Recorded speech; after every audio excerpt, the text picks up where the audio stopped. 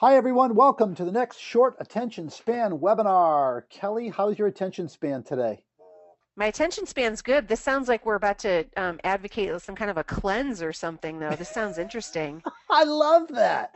Why didn't you say that before we went live? I would have I changed it. don't A know. seven Let's just day, strike it out and start over. We're going to do a cleanse, we're going to everybody. do a cleanse.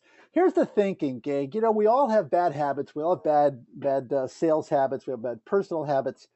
And it seems like a very daunting task to change all of these things. And what we want to do is to say, look, take a little bite size 7 day period and say, I'm going to make a change in my life and I need a plan. So we came up with three bad sales habits. Kelly, the first one is poor time management. So if I called you up and I said, I've got wicked poor time management, what would you recommend that I do for 7 days? How would you change it? Well, the very first thing, because I'm dealing with so many of my customers that have this same problem, Bill, it's going to be implementing the first thing you ever taught me about time management, which is never leave today without having tomorrow planned. Mm, If you're showing up for work and you have no idea what you're going to do that day, that is terrible. It's really mm. terrible. So you've got to plan at least a framework, at least a sketch out of how you're going to be spending your time every day. And if you're not working with a list of, if I only get one thing done today, this is what I need to do. That alone will make a huge difference. If you just know that there's just one thing you really, really have to get accomplished today, still allowing yourself time to deal with stuff that's coming at you. I mean, that's kind of what I would say. Yeah, and I think my angle on this thing, other than what you had said, I really like the idea of starting at a certain time and stopping at a certain time. So if your time management problem has to do with balance of your life, you're working all the time. The best thing, if there's only one thing that I could say, it's to set an alarm on your cell phone to go off every single day at the exact same time, 5 o'clock, 5:30, 6 o'clock. Pick a time right around there. When that alarm goes off, shut down for 1 week, commit to saying, I'm done. So put a couple of these thoughts together. Never leave today without having tomorrow planned.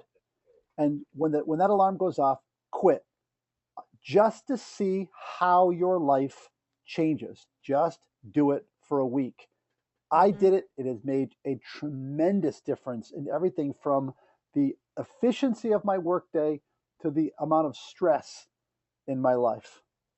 Kelly, the second one is not enough prospecting. I'm not getting enough business. What would you do? What would you tell me to do for a 7 day period to change that? To me, this is all about commitment and it's all about prioritizing the fact that you know you need to take action.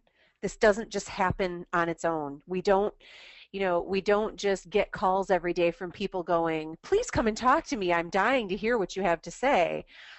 So again, this is about committing to regular activity, deciding that you are going to identify a number of prospects and put them into an actual process. So if it, because this is for the purposes of this conversation, we're saying it's only 7 days. My thinking would be on Monday, I'm going to identify 10 prospects that I think are worth my time. And I'm going to create over the course of a period of time 7 touches Hmm. between phone calls, emails, mailing something to them, visiting, sending them something. I'm going to create, every couple of days, and I usually call that kind of leapfrogging from activity to activity, um, to create a concise one that has an end in sight to it process of contacting these people in a pleasantly persistent way that is all going to serve my end process, which is some prospecting activity. Kelly, I'm going to put these number one and number two together with my suggestion, and that is whatever you decide to create, however, whatever the activities you decide to do it first. Okay, so commit to a certain level of prospecting activity, but do it, make it a priority, and do it before you do anything else.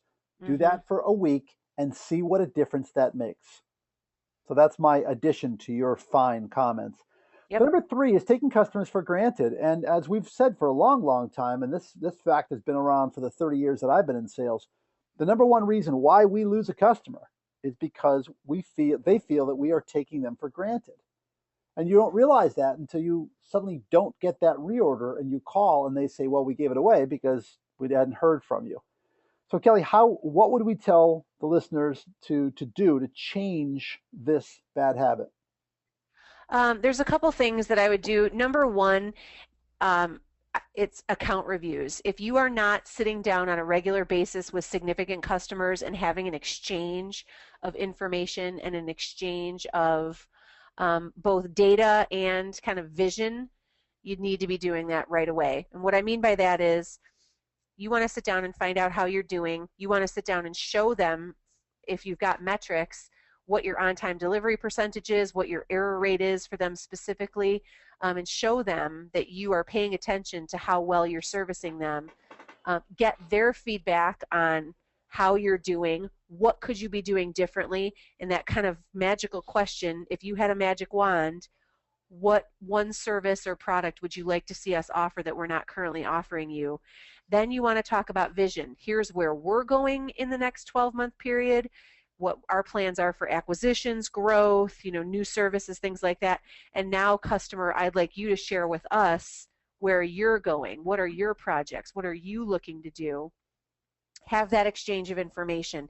Extremely vital to being able to communicate and say to them, you are important to us, and you're so important to us that we want to conduct these on a annual, semi-annual, or even quarterly basis. Secondly, this is super simple. We should do something simple like be sending out thank you cards. Mm. Saying thank you to our customers with little gestures, little Starbucks cards, dropping off donuts one morning, things like that, to say you matter. Your business matters, you matter, and I don't do what I do without you. And the thing that I would add to that is to say, I'm going to commit to, for 1 week, I'm going to bring all of my top customers one new idea. One Good. new idea. That's what I would add to that whole mix, Kelly, to say, pick the top 10, the top 15, and because that requires you to do the research and to reach out and just say, this is why you do business with me.